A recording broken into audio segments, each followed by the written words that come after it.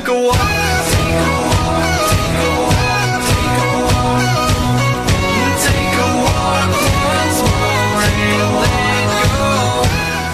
Hey guys, what's going on? My name is Bryson, or otherwise known as Ruziic, and today I want to talk about something that has the community really outreaching against Treyarch and Activision overall. And I know a lot of YouTubers have talked about the same thing, but I thought that I should just give my thoughts and my opinions on this topic as well. And if you don't know what I'm talking about, I am talking about supply drops. Supply drops in Call of Duty. Supply drops in Black Ops 3 to be specific. So before we start this video, can you please drop a like? The like goal for today is 80 likes. If we could smash that would be absolutely amazing. If you are new to the channel, hit that subscribe button, and if this video entertained you in any way, shape, or form, please feel free to share it on Facebook and Twitter. So let's hop right into this. So there are two Reddit links down in the description below. If you get confused in any way, shape, or form with this video, I would highly suggest you go click that link down in the description below. Like I said, they are Reddit links, and they'll pretty much tell you everything that you need to know about supply drops overall and everything I'm going to talk about in this video. Ever since the new supply drops got added into Black Ops 3 with the new weapons, supply drops have been getting a really bad rap. If you did not know, the first time we ever saw supply drops was in Call of Duty Advanced Warfare. It was something awesome to see in the game. You actually got gun variants in that game. Everybody was happy with supply drops when it was first out. Well, later on with the life cycle of the game, Sledgehammer decided to add advanced supply drops to where you could pay money to get these supply drops and get overpowered weapons in the game. And in Advanced Warfare, there are multiple weapons that are just better than every single weapon in the game. One of them being, for example, the Obsidian Steed. If you had the Obsidian Steed, you had a very high advantage than other people who didn't have the gun. Supply drops in Advanced Warfare were the first time we saw micro DLC transactions in Call of Duty. These supply drops were very, very expensive, $2 if I remember, and they were just over the top. It was a gambling system. You paid $2 to get this specific weapon in the game, but you don't get it, so you keep adding supply drops. Now, when this happened, it was a really big shift because a lot of people, I myself included, were used to just buying the game, buying the season pass, and buying everything extra that comes out. Like, for example, Black Ops 2, the Peacekeeper, or in Call of Duty Ghosts, the Maverick sniper rifle and assault rifle, and also the Ripper assault rifle slash submachine gun. In Call of Duty Ghosts, you could just buy little things such as camos, character camos, voice packs, and a lot more, which the Call of Duty community were accustomed to. Well, after that, we actually didn't see anything big come until Advanced Warfare, to where supply drops were $2. Well, the thing is, in the past, especially with Call of Duty Ghosts, you could buy a camo for $2, which means if you open two supply drops and you get absolutely nothing, you could have used that $4 to buy two camos. Dropping $20 to $30 on advanced supply drops was a normal thing to do for YouTubers and just common gamers overall, which in Advanced Warfare, that's pretty common. Yeah, you open $30, I mean, you might not get the thing you want, but you will get a variant of the thing you want. For example, the M16. I remember I opened a advanced supply drop in Advanced Warfare and I wanted the royalty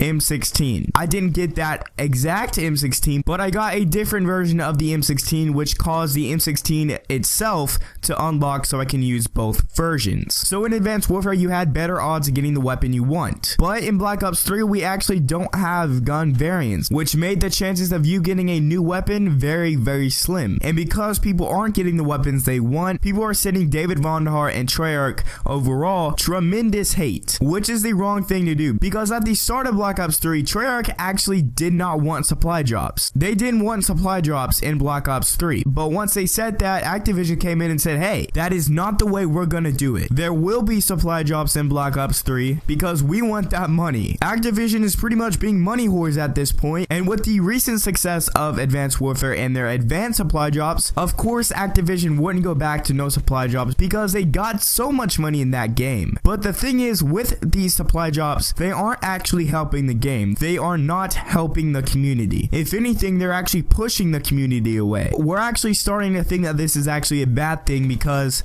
supply drops in general could be very detrimental to the Call of Duty franchise. Like I said at the start, people love supply drops, but then like I said, a lot of people just got upset with the game because in Advanced Warfare there were a lot of guns that if you had it, for example, like I said, the Obsidian Steed, if you went into a gunfight with someone who had, let's say, a regular Battle 27, you would win that gunfight 9 out of 10. But with that problem growing, Sledgehammer introduced advanced supply drops. And at this point, the game had pretty much almost became a pay-to-win game. And with that, Treyarch took note of that. And once that happened, Treyarch said, hey, it's only going to be cosmetic. In Counter-Strike with CSGO cases, it's only cosmetic. It's only camos. You have no advantage whatsoever if you open a case and you get an AK-47 Aquamarine Revenge. All you have is just a cool looking skin on your gun. And at the start of Black Ops 3, that's what it was. It was only cosmetic. It was only camos. It was only skins on your guns. You had no advantage whatsoever when it comes to stats and all of that other stuff. And then over time, we got new weapons. New statistical weapons that could improve your KD overall. For example, the MX Grand or the new sniper, or a big example, the GH40. Now, the new melee weapons cannot come into question because they're all just reskinned versions of the combat knife. Literally, they all do the same exact thing as if you were using the regular combat knife that shipped out with the game. They all have the same exact statistics. There's nothing different there but the visuals of the weapon. Those are the items that everybody's having a problem with because those are weapons that aren't really open to everybody. They aren't really like Advanced Warfare to where you have the BAL 27 Obsidian Steed or the ASM1 Speakeasy. They're not to that point, but it still is a statistical advantage for someone who has it versus someone who doesn't have it. Now, of course, yes, you can get very, very lucky and get a new weapon out of a common supply drop, but let's be honest here, those chances are very, very,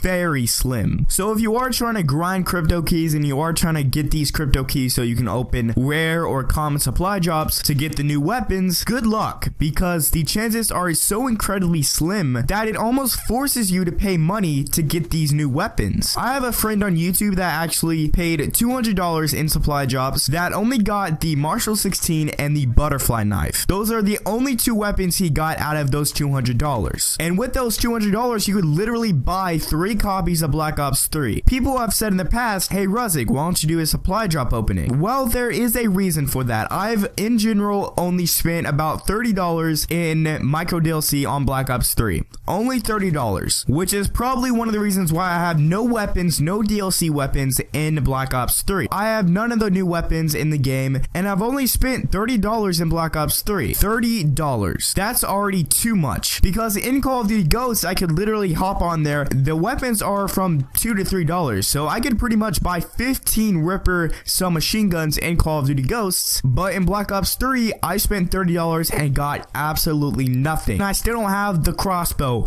or I still don't have the butterfly knife, or I still don't have the HG40. So much to the point to where I actually have to go into a private match game and show you guys how to play with the HG40. What the fuck? That is absolutely crazy. That's mind-boggling stupid. And with this, a lot of people are really upset with it, including myself. And a lot of people in the community want some way to guarantee that weapon, or some way to guarantee that, hey, you are going to get this. And I totally agree with this. I think this should have been implemented before the supply drop idea even came up. But instead of hating on this system in Call of Duty and Activision overall, let's go ahead and give some ideas on how we can improve this, and also give some overall solutions to this problem. Now, first off, let's be honest here. They are not going to remove this system in Call of Duty because Activision is a company and they're getting so much money by supply drops, it's absolutely crazy. So by a business, by a marketing standpoint, of course they would not stop this. All Activision does is just look at numbers. All they do is just look at the money value, the sales, the pre-orders, etc, etc. But here's the thing, I have some ideas to where it could be very good for all of us, and it could also improve the numbers for Activision. First off, we gotta look at games that actually do have the same micro DLC stuff. For example, Counter-Strike, for example, Madden, 2K, FIFA's Ultimate Team. With all of those games, yes, you can spend money on opening packs and stuff like that, but all of those games also have something in common. They have their own marketing system. They all have their own webpage to where you can actually just buy the skin, buy the card, buy that player, buy that ability, and it all comes from the same marketing place. For example, in Counter-Strike and Madden, I actually don't like opening packs. Yeah, sure, I'll open some cases and some packs every once in a while, but do I open cases and packs all the time? No. What I normally do is just buy them off the market. I'll buy that Odell Beckham Jr. that I want. I'll buy that AK-47 skin I want. I'll buy all these things I want, but I won't open any packs or crates or supply drops overall. I'll simply just go onto the website and buy it. That's one thing that they can do. Another thing that they can do is just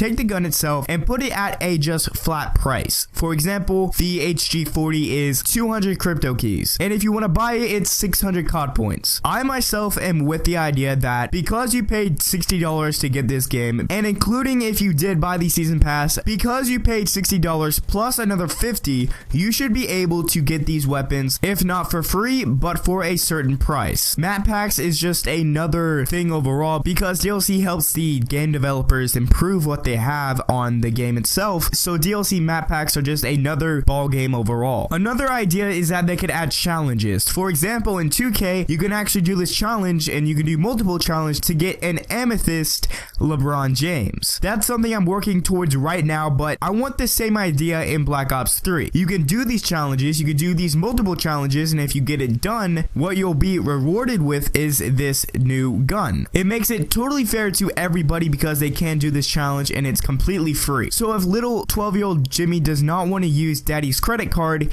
he can just do the challenge. It could even be for a limited time. It could even be for just a weekend or a day, or let's say 4 hours. I wouldn't say 4 hours, but you get my point. It could just be for a limited time too. Another idea I have is, I made a video about this about 6 or 7 days ago, but I want a supply drop to where you can only get the new weapon. Do you want the new weapons? Hey, pay this amount of crypto keys, pay this amount of COD points, and yes, it is still gambling, but you still have a bigger chance of getting new weapons because it's strictly only new weapons. Like I said earlier, I have no weapons in the game, so this supply drop would really help me. But overall, the main thing that I want to see in Black Ops 3 is to where all the new weapons are outside of supply drops. There is another way to where you can get these new weapons, and also supply drops not being weapon based or statistical based. I think that supply drops should only be cosmetic, to where you can only get camos, taunts, loadouts, and stuff like that. New weapons additionally, if not only, should be outside of supply drops. But anyways guys, I know this was a sort of a long video, but I thought that I had to just give my thoughts and opinions in this video today. So anyways guys, thank you for watching. If you guys did enjoy the video, can you please drop a like on this video? The like goal for today's 80 likes. What do you think about supply drops? What do you think about the new weapons? Do you think supply drops are overpriced? What do you think about supply drops overall? Please tell me that down in the comment section below. I would love to see what you guys have to say about this topic. If you did stick around until the end of the video, can you put hashtag Ruziic has no new guns? That'll tell me who my true fans are and stuck around until the end of the video. But anyways guys, thank you for watching.